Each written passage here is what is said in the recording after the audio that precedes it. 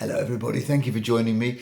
Today is the anniversary of the death in 1989 of Samuel Beckett, whose plays were part of the movement known as the theatre of the absurd, because a number of playwrights of the time were writing plays which suggested that there was very little point in looking for any purpose in life. It was simply absurd. The play that he's best known for is Waiting for Godot, in which two tramps have conversations at a crossroads by a tree.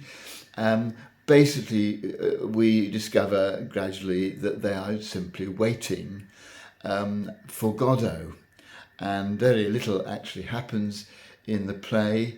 One of them says to the other, "Well, that passed the time," to which the reply came, "Well, it would have passed in any case," which I think sums up the general sense of futility of life that was being presented here. And of course the play ends with Godot never having appeared.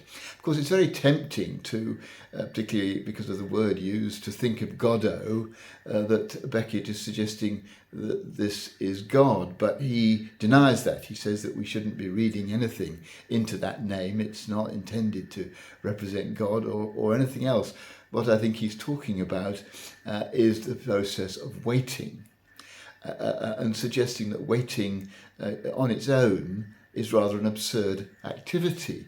Well, I want to counteract that view, because I think that waiting of itself is valuable, even if what you're waiting for is not likely to happen, as was in the case of Beckett's two tramps.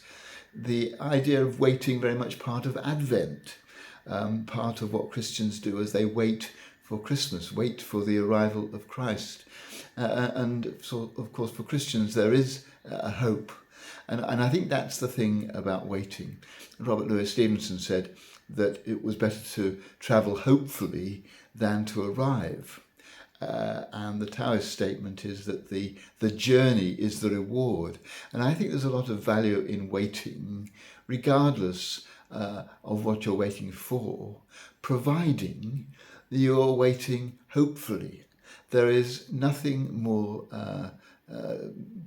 likely to depress the spirit than waiting in a depressed sort of way, expecting nothing but the worst, just assuming that everything's going to be a disaster.